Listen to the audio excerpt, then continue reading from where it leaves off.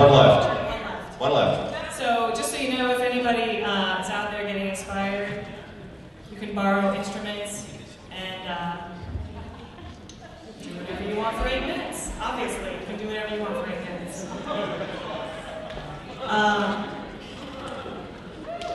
So I have kids, and they're growing up. They're starting to ask a lot of questions, and I try to be subtle. I try to let them figure things out on their own as much as possible because I think it has more impact that way.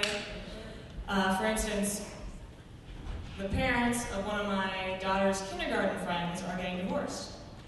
And the other day my daughter said to me, "Mommy, why doesn't Jenny live with both her parents anymore?" And I turned to her and I said, "Because Jenny kept interrupting your mother on the phone."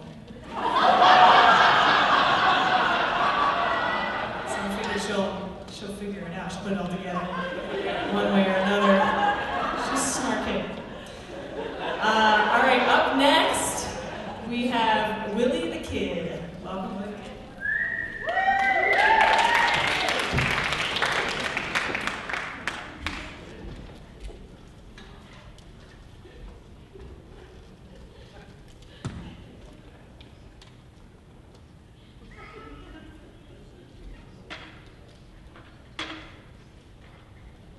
You remember that September day, 1901, when President McKinley was shot by that anarchist?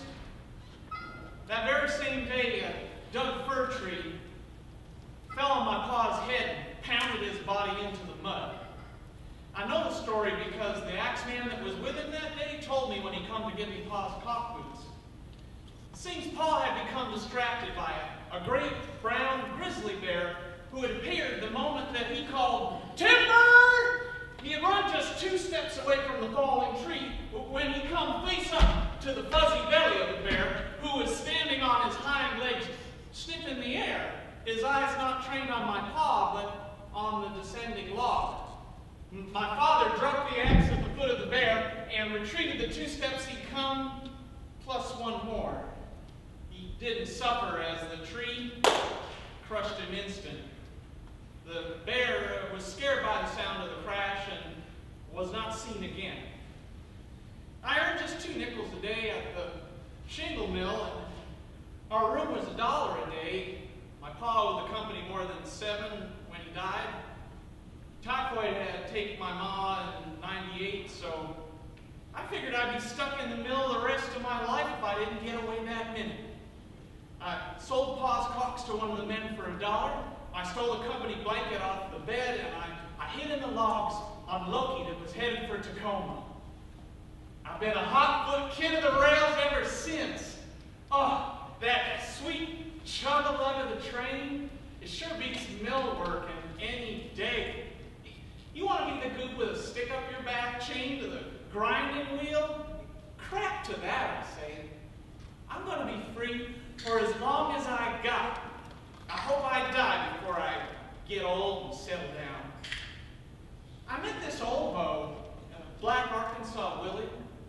Black Arkansas told me how the train was the start of a change for the whole world. How first had come factory machines and all sorts of contraption made out of iron and steel, burning coal and oil. And now that Oldsmobile is on its way, burning petrol gas. And all those machines burning could become a nightmare for us if we all weren't too careful. I mean, think of it. If man can build a train, there's no telling what kind of freedom machine we're going to build ourselves next. I mean, one day before too long, we're going to build something as fast as heat or electricity, something like that you can't even see. A machine so fast it could free a man right up out of the ground after he's been buried.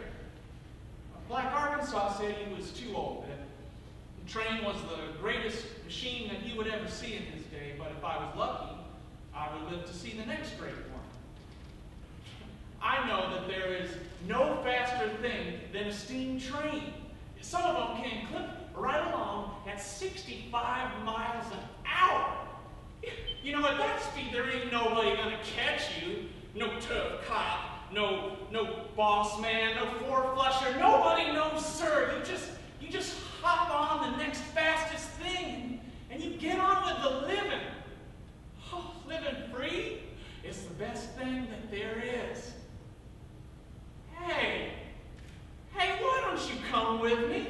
Huh? We ride everywhere, you and me, thick like thieves together. Oh, gee, we'd be unstoppable. But we'd go to Florida, huh? And eat nothing but sweet oranges. We'd be lucky. Tramps Royale. Just picture it. We go up to that big house on the hill, and the good, friendly woman there, she'd take pity on us two hungry kids, and she'd have us in for sit-down.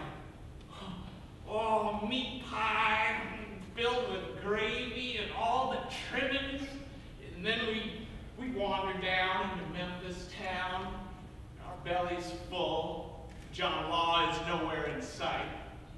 And the late-day Tennessee sun's just glinting off the mirror of the Mississippi. And there's a slow movement of cars through the yard. You and I, we sit there and pick out the boxcar with both doors open to ride. And seeing as how we're so lucky, it's filled with nice dry hay. So there we are, we're just chug-a-lugging along, sitting back on our bales of hay, sharing your tobacco. Yeah, we're just lazing back, smoking fat-rolled cigarettes, watching the silver stars winking on. When the sun goes down, we're picking up speed. And that chug-a-lug is going a perfect pace and rhythm. And it makes us sleepy.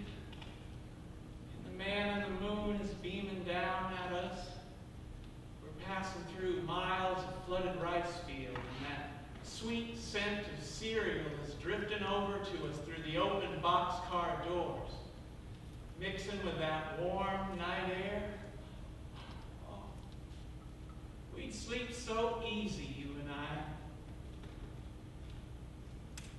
All around the water tank, waiting for a train, 1,000 miles away from home, sleeping in the rain. I walked up to a brakeman to give him my line upon. He said, if you've got money, I'll see that you don't walk. I haven't got a nickel, not a penny can I show. Well, get off that car, you railroad bum, and he slammed that boxcar door.